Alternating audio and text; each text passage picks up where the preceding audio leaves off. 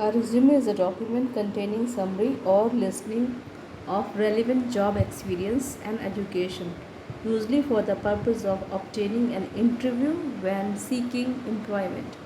Often the resume is the first item that the potential employers encounters regarding the job seeker, and therefore a large amount of importance is often placed on it. There are three types of resume: chronological resume, functional resume, and combined resume. Chronological resume is the first and the most common type. List your educational and work experience in the reverse chronological order. The best type because it is easy to do from scratch.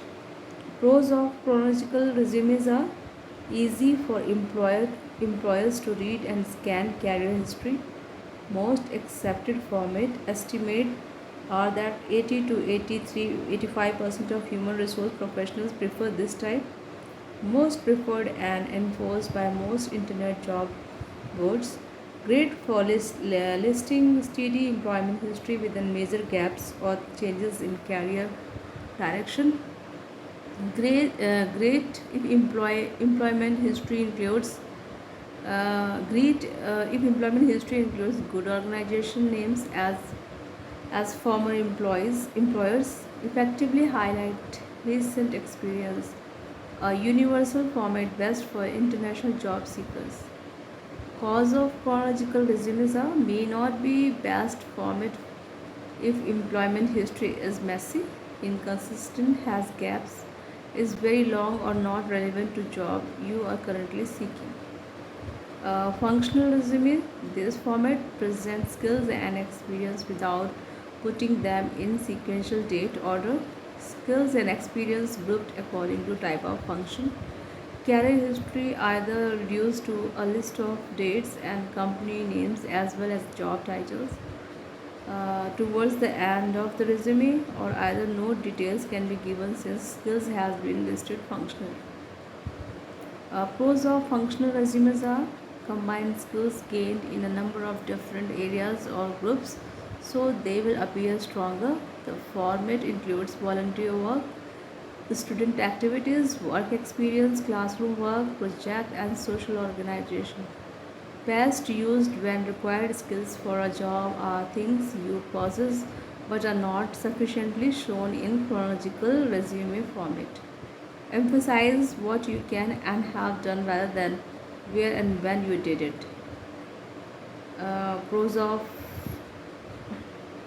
functional, the same continue. Good for those who have little or no work experience, such as recent graduates. Good for those recent job market after re-entering job market after a long period of time. Good for older workers who wants to de-emphasize time span of their experience. Especially good for those seeking career change. Cons of now we'll come to the next one is combined resume. Begins with the functional summary of relevant qualification, key skills, key abilities, and relevant experience. Gives chronological career history, which is much shorter than it would be in chronological format. A great compromise if you would like to use functional format but are afraid employers won't like it.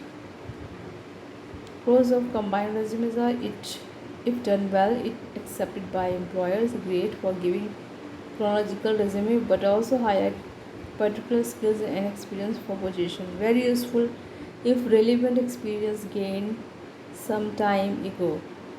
Can result in a well targeted resumes because you tailor functional section to requirement in job posting. Good for justifying a career change.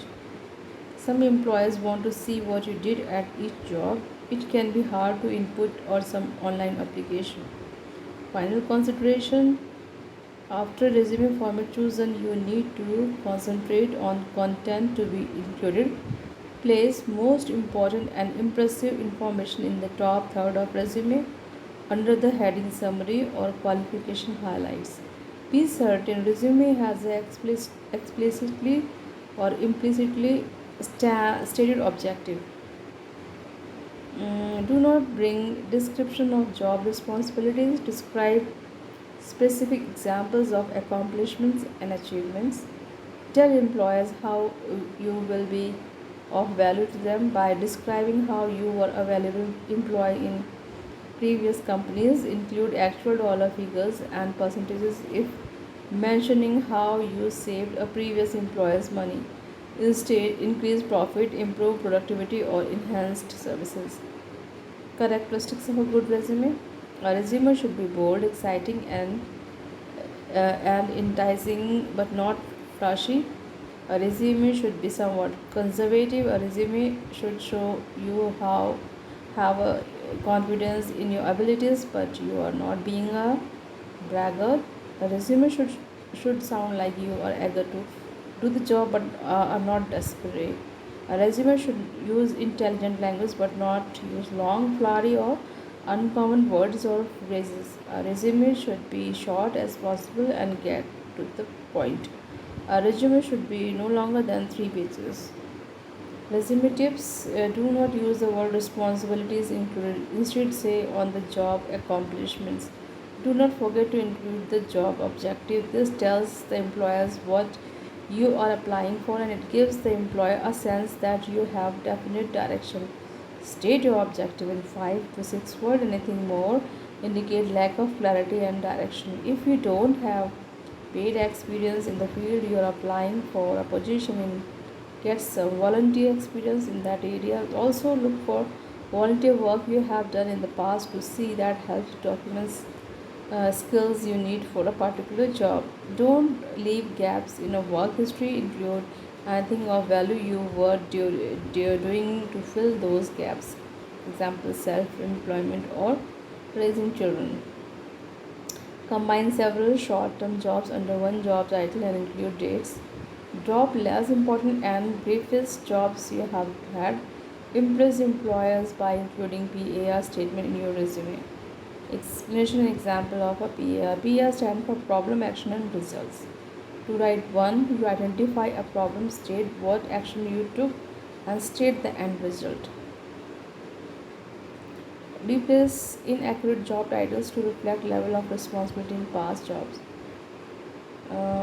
If you are over 40, 50, or 60, you only need to describe the last 10 to 15 years of your work. If you do this, title the section recent work history. If you have been self-employed, list that on your resume. Also add statement customer references available upon request after listing their experience. Students may include summer jobs by listing them as a spring 1996 rather than 6 by 96. If degree or credentials not yet achieved but are expected by specific date, say either eligible for US credentials, graduate studies in design in progress, or master degree anticipated December, just like this. If you are only worked for one company for a long period of time, include each different position you held so that job progression is more obvious. Don't include hobbies on your resume unless relevant to the job or clearly reveals a characteristics that supports your objective. Don't include race or religion affiliations unless they support objective. Use prefix Mr. or Ms. if you have a first name that could be either male or female.